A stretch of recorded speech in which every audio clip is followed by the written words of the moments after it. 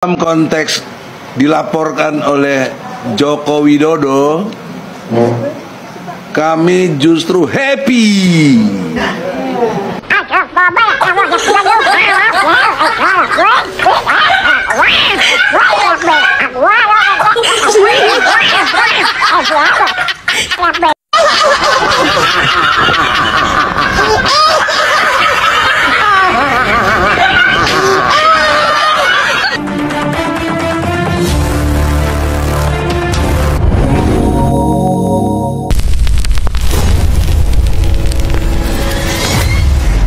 Assalamualaikum warahmatullahi wabarakatuh. Jumpa kembali dengan Banyuwangi Official. Oke teman-teman, selamat siang semuanya. Mudah-mudahan sehat selalu dan dimudahkan rezekinya. Amin amin ya robbal alamin.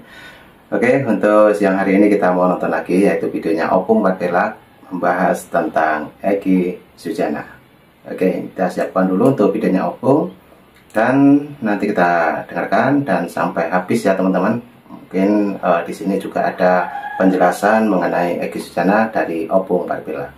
Oke, untuk videonya kita play dulu dan let's go.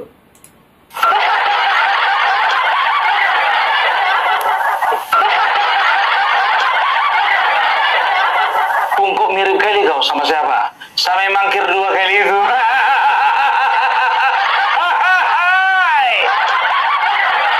Sakit dia. Nggak tahu tak betul tangga itu sakit itu. Mangkir 2 kali, alah. Ya kalau cerita, ya kan, kita mah dilaporin happy aja. Iya kan, iya kan, iya kan, iya kan.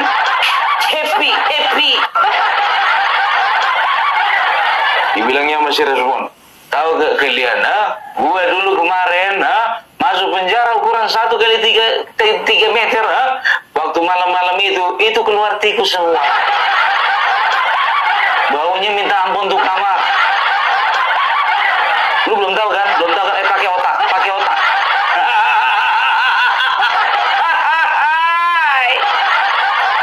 Nah, kali ini Opung penampilannya sama seperti Egy Sujana teman-teman ya, pakai topi, pakai kacamata dan ada pakai kumis sedikit di mukanya Opung Marvelak teman-teman ya. Jadi kita mari mendengarkan penjelasannya Opung membahas tentang Egy Sujana yang dimana mangkir 2 kali. Lanjut lagi kita dengarkan Opung. Ditakut-takuti ya orang masuk penjara. Aduh, Pung, jujur serius dulu kau. Pung. Perasaan Egy Sujana nggak ada kayak gitu, Pung. Aku siapa lagi ngomongin Egy Sujana? Enggak. Itu topi sama kacamata, iya, kumisnya perhatikan. Ini apa judulnya nih? Egy Sujana featuring Charlie Chaplin.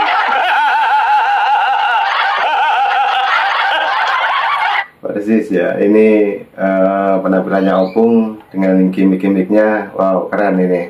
Patut kita simak ini dan tentunya kita sambil ketawa ini karena Opung sangat lucu membahas tentang Egy Sujana. Lanjut lagi kita dengarkan. Iya, isinya Egy Sujana, tapi mentalnya mental Charlie Chaplin. Ya kalau kemarin itu, kita maju, kita akan adili Jokowi, ke Solo nggak ikut.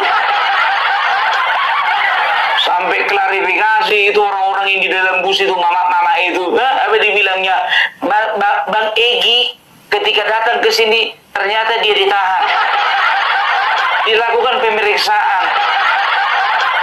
Tapi alhamdulillah sore ini udah bebas.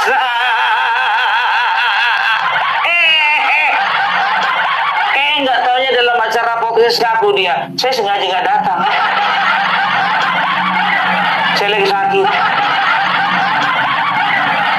Nggak taunya yang lain teman-temannya bilang apa? Bang Egy Sujana itu dia nggak datang ke Jogja karena dia sudah perhitungkan. Karena dia sudah perhitungkan bahwasanya Bapak Joko Widodo tidak akan menerima beliau. Aku udah pergi ke sana. Itu pagar rumah Bapak Joko Widodo ya, itu pintu untuk masuk tamu itu lebarnya 1,5 meter. Itu sampai sekarang engselnya itu masih bagus. Belum karatan. Sering dikasih pelumas. Jadi kalau dibuka tutup masih lancar dia. Mau dari mana kau masuk? Dari pintu gerbang. Di sebelah kanan ada gerbangnya. Tempat nyimpan mobil bisa masuk kau. Mau dari mana lagi? Akses pintu belakang. Bisa, langsung ke dapur. Banyak kali gaya. Bagi Egy Sujana sudah memperhitungkan semua. Pret, serot.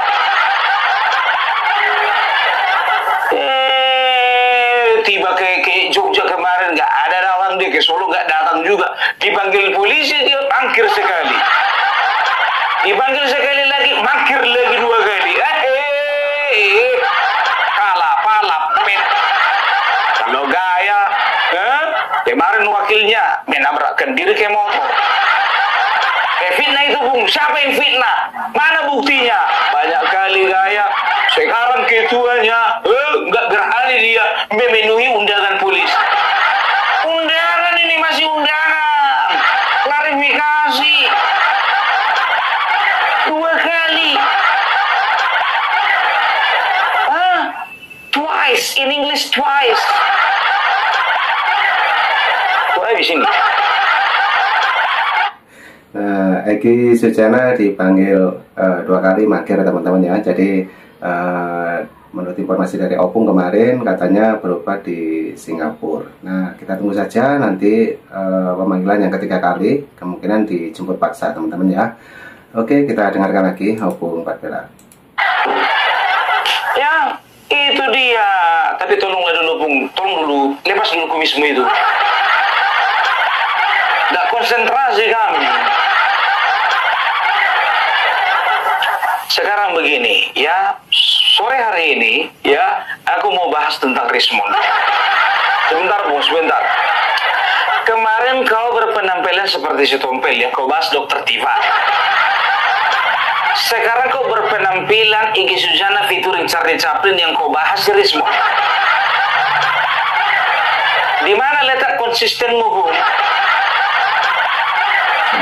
Sama aja kalau dibilang orang sana, dibilang apa sama Refli Harun, ya kan, dibilang juga Rocky Gerung, dibilang juga orang TPUA, sama aja Bupar bilang ini inkonsisten, sama seperti Bapak Jokowi. Ya iyalah mirip, wah awak bapak sama anak ya kan.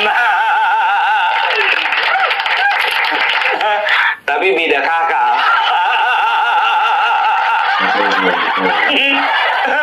Iya kan, Rismond hari ini diperiksa oleh ya Polda Metro Jaya ya, hanya untuk memberi klarifikasi. Tenang ya, kalau Rismond keluar ketawa-ketawa itu artinya apa? Itu artinya dia sedang membangun ya citra di depan publik bahwasanya dia tegar.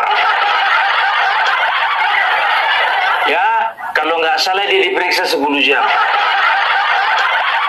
dengan pertanyaan 97. Kata pengacaranya ya si Kozinudin, ya si Tom, nggak usah dulu Bung, Tom apa aku bilang, si Kozinudin ya dari 70 meningkat ke 97 pertanyaan. Sekarang begini ya Rismond ya, kalau memang betul-betul kau seorang peneliti, ada nggak kau tadi sebelum masuk kau tanya dulu sama Bapak Kepolisian, Pak, itu lembar pertanyaannya itu udah diuji karbon apa belum?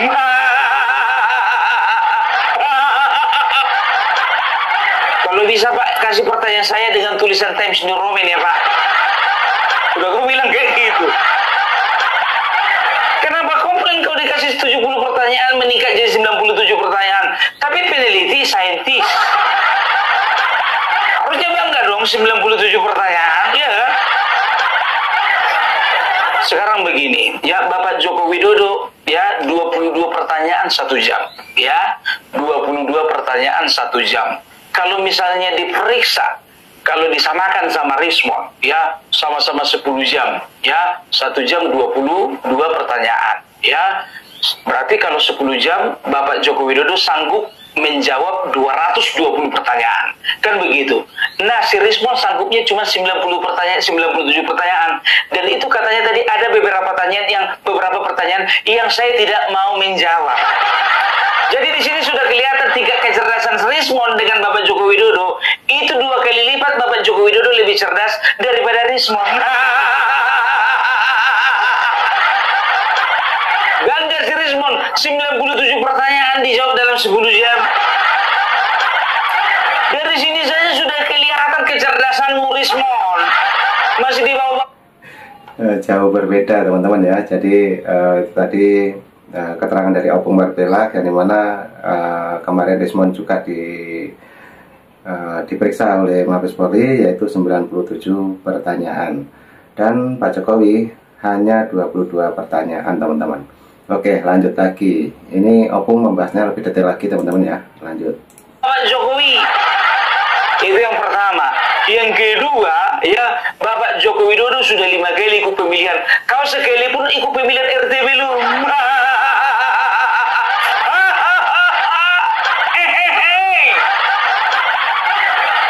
Aduh, ya keluar dia kan, tahu kalian ya kan. Ada yang bilang apa namanya, apa berteriak-teriak, horas, horas, horas. Aku bertanya-tanya, Rismon orang apa rupanya? Setahu gue kalau horas-horas itu orang Batak, ya kan? Kok bisa ada begitu keluar dia ada yang bilang horas, horas, horas?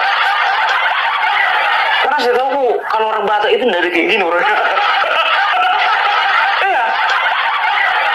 Orang Batak itu terkenal dengan pencinta kedamaian,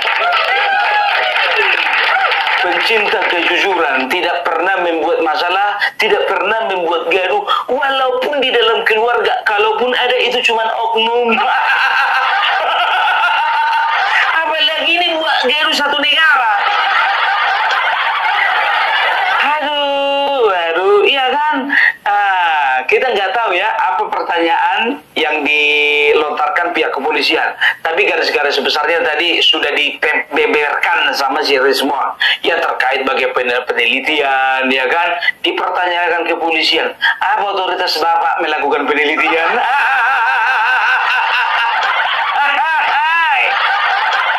Rismon, yang kau teliti itu bukan ijazahnya seorang ketua RT. Kan begitu. Ini yang kau teliti itu adalah ijazah dari seorang kepala negara. 2 kali. Ingat, 2 periode bukan 2 tahun. Ingat ya, 2 periode. Setelah itu beliau itu wali kota 2 periode, 2 periode. Gubernur 1 periode. Ya. Ketika kau akan meneliti sebuah data ya dari seorang penyelenggara negara, apalagi ini adalah Bapak Joko Widodo, presiden kita, wajar kalau dipertanyakan otoritasmu. Kan begitu. Kau datang dulu misalnya ke sekolah ya atau ke kampus, kau tanya dulu, Pak Rektor minta dulu data-data pribadi. Kau minta dulu ijazahnya rektormu itu. Kau pertanyakan dulu sama dia. Saya mau tahu dulu Pak, saya mau teliti dulu ijazah Bapak ini asli atau palsu. Tapi enak kali lah kau 10 jam ya, lama kali kau di situ. Ngapain kau di dalam? Ngasih kuliah. Ngasih kuliah kau di dalam, sama kayak si Roy Suryo. Nah, betul katanya Roy Suryo kemarin juga gitu, Bung. Katanya di dalam itu memberi kuliah para bapak-bapak polisi.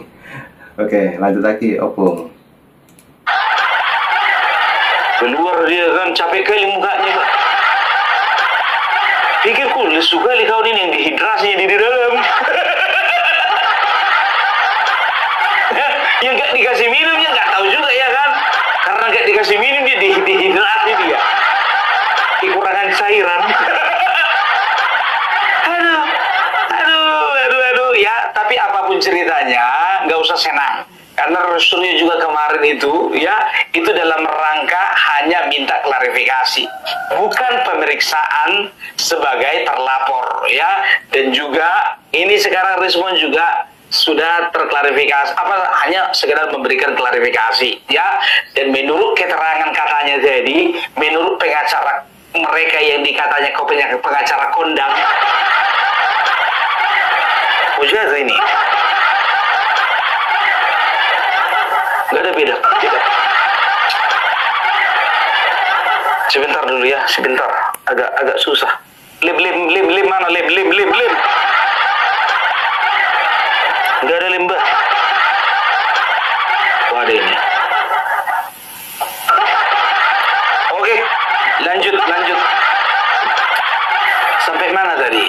Pengacara kondang, Bung. Jadi menurut pengacara kondang keterangannya, katanya ya Kurnia nggak kelihatan karena juga sedang sakit. Terserah kalian mau percaya atau enggak. Gak boleh gitu, Bung. Kalau orang sakit itu didoakan biar sembuh lah. Ya kan gue bilang kalau sembuh. Mudah-mudahan secepatnya kan gitu. Maksudmu secepatnya apa? Ya secepatnya dipanggil ke rumah pulang. Ya kan secepatnya dipanggil ke rumah pulang. Enggak aja kalian terlalu negatif sama Bupar belakang. Ya, jadi Riza Fadila, wakil ketua, ya kan, nggak tahu entah kenapa ya, selalu saja dia ini sebelumnya dia itu kan garang gitu kan, tiba-tiba itu kegarangannya itu berkurang 2 kali lipat. Tapi masih mending wakil ketuanya jantan menghadapi permasalahan walaupun gemetaran kan begitu, daripada ketuanya sama sekali nggak kelihatan batang hidungnya.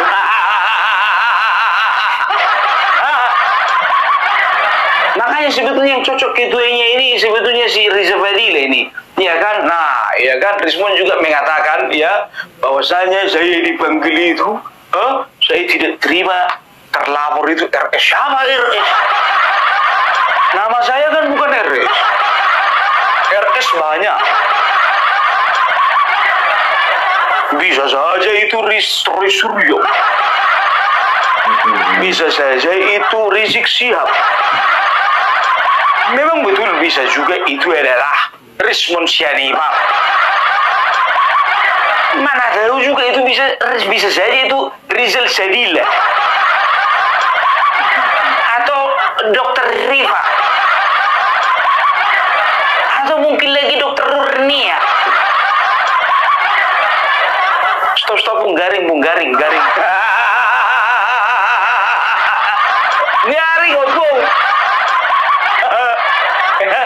Jadi sekarang gini, mereka ngotot ya kan, bahwasanya kemarin itu ya mereka tidak dilibatkan ya di dalam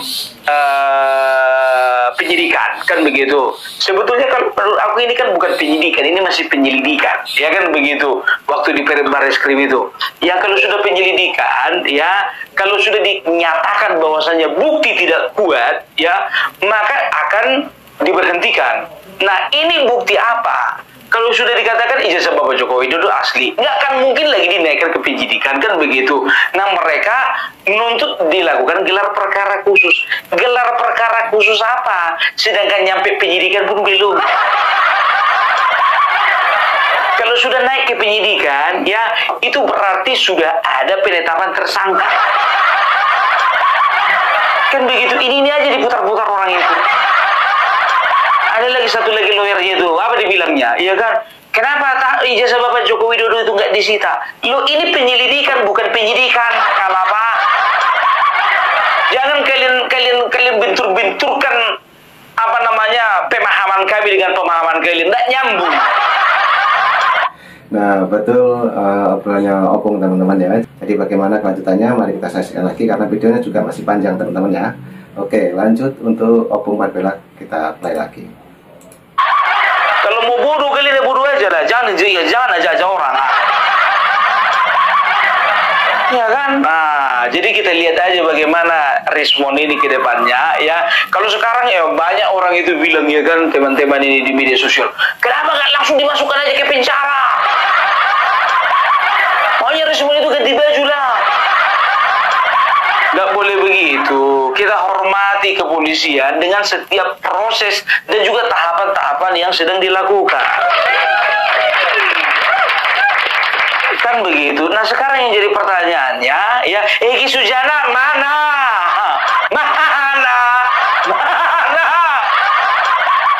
Egy Sujana mana?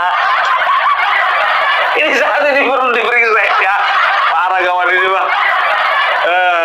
Katanya imunitas, tapi pernah juga masuk penjara. Kurnia begitu juga, imunitas, begitu dapat panggilan, tiba-tiba sakit dia. Memang gerombolan TPUA ini banyak alasan teman-teman ya. Kemarin juga Egy Sujana dipanggil 1 kali mangkir, 2 kali mangkir, dan alasannya yaitu berobat di Singapura katanya. Dan yang lain termasuk Rismon juga mangkir 1 kali, dan yang langsung dipanggil yaitu Roy Suryo. Oke, lanjut lagi, Opung Patbela. Ya kan, datang dokter tiba bukan yang bilang apa, permasalahan ijazah Bapak Joko Widodo ini memang memang kayaknya membawa hikmah gitu loh. Lihatlah dokter tiba-tiba bisa bahasa Inggris.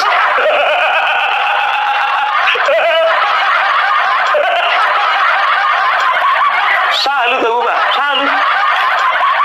Apaan lah kursus kawan ini ya kan. Aduh ya, luar biasa ya. Jadi membawa berkabung bisa bahasa Inggris. Kita dengarkan lagi Opung. Sekarang gini, kita masuk ke tahapan yang lebih serius. Maksudnya pembahasan serius gimana? Yang tadi opening. Masih opening yang tadi itu. Masih opening itu. Ini bagian seriusnya ini.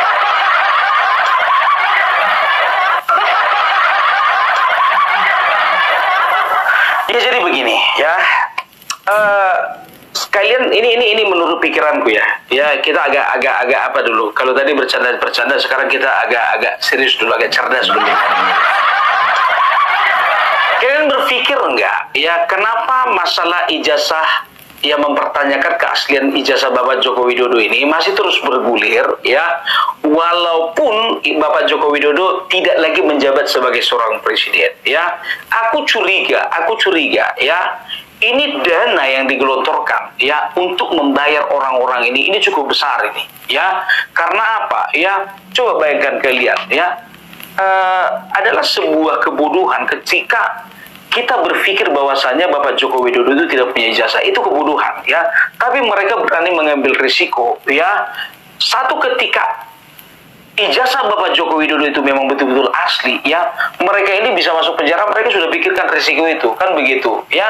Tapi ini mereka gaungkan terus dengan keras ya, risiko mereka itu di penjara ya, itu risiko mereka pasti masuk penjara ya. Tapi kenapa mereka bisa ngambil risiko sebesar itu? Berarti ada bayaran yang sama besarnya dengan risiko yang mereka ambil. Sebentar dulu, kalau menurutmu ini kepastian atau asumsimu aja? Ini cuma asumsi, ya kan? Bisa saya karena coba perhatikan kalian dulu ya. Kayak kemarin gitu loh. Ya ini ijazah bergulir mulai dari tahun 2021, bergulir terus sampai sekarang. Kan begitu. Kenapa kasus ijazah Joko Widodo ini, ya Bapak Joko Widodo ini yang diangkat gitu? Kenapa nggak kasus yang lain? Kalau mereka memang bisa contoh katakanlah korupsi, atau misalnya katakanlah penyelewengan kekuasaan atau abuse of power, setelah itu ada nepotisme, setelah itu ada pengangkangan undang-undang atau apapun itu yang mereka tuduhkan selama ini, atau Bapak Joko Widodo itu adalah bagian dari PKI, ataupun juga Bapak Joko Widodo ini membangun IKN itu untuk keuntungan pribadi, kan begitu ya kan? Kenapa nggak isu seperti itu yang mereka angkat? Kenapa? Karena mereka tidak punya cukup data sama sekali. Kalau mereka angkat mengenai IKN, ya mereka tidak punya data, ya. Mereka mau angkat masalah korupsi, mereka tidak punya fakta, tidak punya bukti. Mereka angkat mengenai nepotisme, mereka nggak punya alasan, nggak punya bukti gitu loh, ya. Dan juga ini sangat berisiko besar gitu loh, berisiko besar gitu loh ya, karena memang ini sudah membawa kegaduhan yang lebih besar lagi kan begitu. Kenapa mereka ngambil yang masalah ijazah palsu, masalah yang remeh-temeh? Karena mereka tahu ya, kalaupun harus masuk penjara, efeknya tidak sebesar ketika mereka memfitnah Bapak Joko Widodo makan uang korupsi dari hasil pembangunan IKN. Kok makin kayak gini penampilanmu makin cerdas ya Bung ya? sih? Masa sih? Nah, itulah teman-teman, betul sekali. Dan kemungkinan Opung sendiri ya, mulai tadi sudah mempersiapkan ya untuk kostum-kostumnya juga, dan nanti pembahasannya apa. Nah, tentu seperti itu teman-teman. Jadi untuk mendengar dan penjelasan dari Opung Parpilak ini sangat mengena untuk para pembenci ini Pak Jokowi terutama teman-teman. Oke, jadi itulah tadi keterangan dari Opung Parpilak. Karena videonya juga masih panjang, yang mau berkomentar silahkan tulis di kolom komentar saya teman-teman. Oke, kita lanjutkan kembali. Ini keterangan dari Opung Parpilak mengenai Egy Sujana juga Roy Suryo. Oke, kita dengarkan, lanjut. Fix ya. Pakai pelangkun, aku nggak pakai pelangkun lagi ya. Gitu dia ya. Jadi kalau aku katakan sebetulnya di belakang mereka ini ada pendana besar, pasti ada pendana besar ya. Kalau ku perhatikan pendananya itu pertama itu ya, itu dari bisnismen nakal ya. Bisnismen nakal itu seperti apa ya? Bisnismen ya, pelaku bisnis yang yang kerajaan bisnisnya itu terganggu oleh kebijakan-kebijakan Bapak Joko Widodo selama memerintah. Loh, kenapa mereka bergeraknya baru sekarang, Pung? Ya karena Bapak Joko Widodo sudah lengser, sudah purna tugas, makanya beraninya sekarang. Kalau kemarin mana berani orang itu?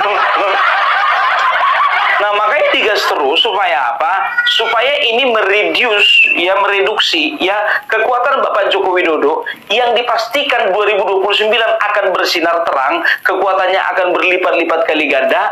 Nah, kalau Bapak Joko Widodo masih memiliki pengaruh di dunia politik ya, pengaruh yang kuat, maka ini akan semakin mematikan bisnis mereka. Kalian perhatikan Riza Khalid ya, coba bayangkan kalian, selama ini nggak pernah tersentuh. Pertanyaanku, apakah Bapak Joko Widodo nggak tahu kalau dia itu mafia? Tahu ya, tapi apakah Bapak Joko Widodo tidak memiliki keberanian? Ya, mungkin ya, kalau keberanian beliau punya ya, tapi mungkin time-nya masih kurang tepat. Karena beliau tahu akan ada tangan yang lebih kuat ya untuk menghajar orang ini, yaitu tangan yang ditunjuk oleh Bapak Joko Widodo, yaitu Bapak Prabowo yang sudah disokong, disupportnya untuk menjadi presiden. Beliau mempercayakan kekuatan itu kepada Bapak Prabowo untuk membereskan semua orang-orang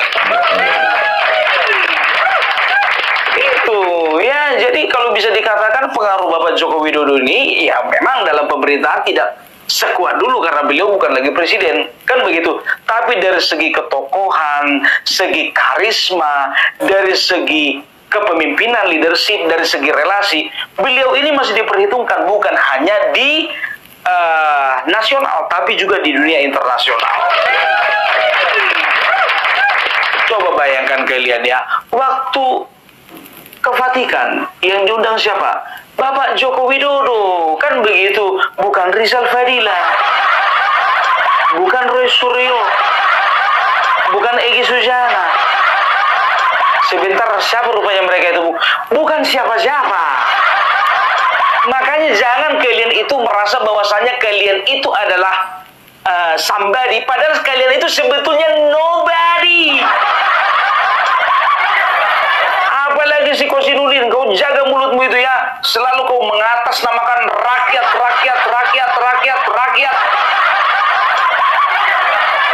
Rakyat, bagus-bagus kau ngomong kau rakyat. Aku nggak terima, aku juga rakyat. Nggak pernah aku terwakili sama kau.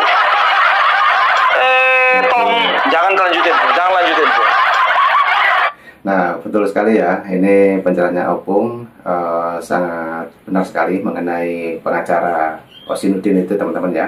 Dikit-dikit mengatasnamakan rakyat. Saya sendiri sebagai rakyat ya tidak pernah merasa terwakilkan oleh Kosinudin.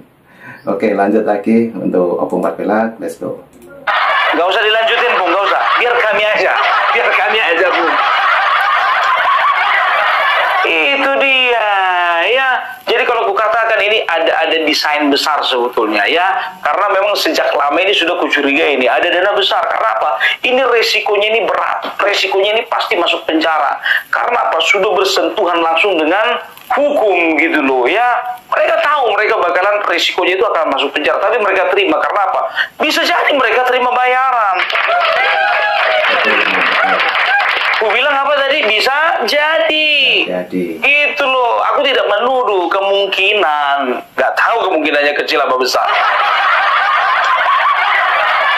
Gitu. Ya, jadi ketika sempat misalnya terjadi chaos di tengah bangsa ini, di tengah masyarakat ini, ya akan ada pihak-pihak yang diuntungkan karena apa? Karena mereka akan memanfaatkan situasi.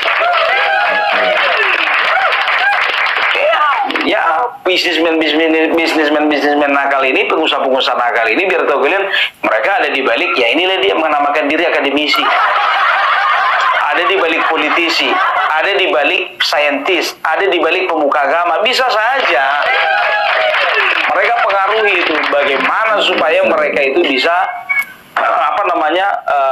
menguatkan lagi kerajaan bisnis mereka yang sudah dirusak oleh Bapak Joko Widodo. Ternyata makin rusak dibikin Bapak Prabowo.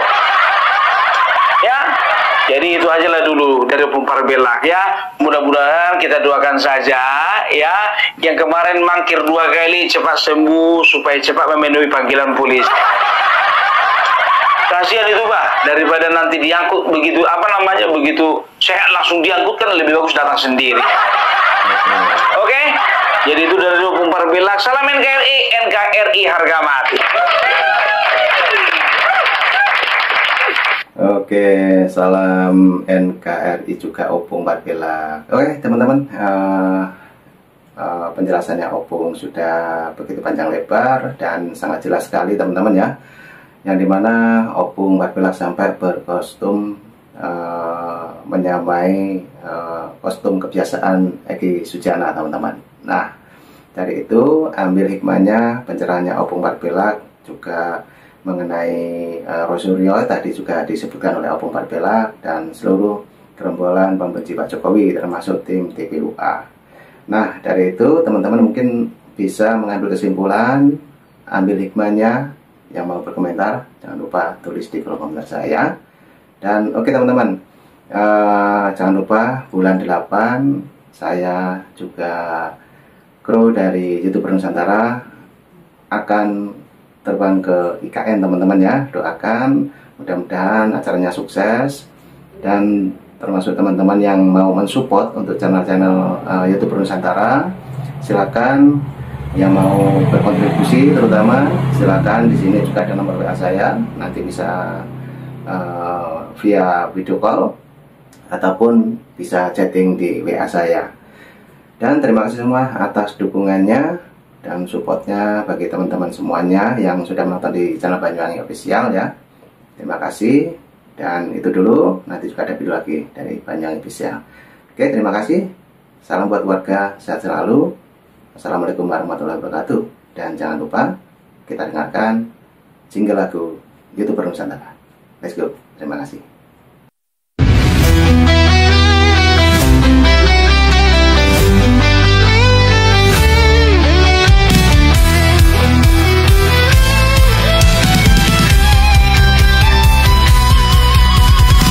Dari utara sampai ke timur, suara jujur kini bergema.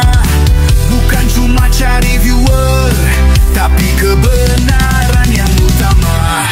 Opung Parbelak kasih fakta, Agrifanani pun semua nyata. Vicky Himpong jangan lupa, Blacker Majanang pencipta lagunya. Kami adalah YouTuber Nusantara, bersatu untuk lawan hoax bersama. Tak gentar terus berkabar untuk bangsa demi masa depan Indonesia. Banyuwangi Official ayo maju, AR mah menebak ilmu. Farm Project, Sirait Media, kebenaran selalu juaranya. Rainaldo Baskanto bicara tegas, Rainaldi SB tak pernah lepas. Moto B kreatif penuh ide cerdas, Kendra update info paling jelas. Bukan sensasi, bukan tipu daya, kami berdiri untuk berita nyata. Rakyat butuh cahaya, dan kamilah yang pertama. Oh, kami adalah YouTuber Nusantara,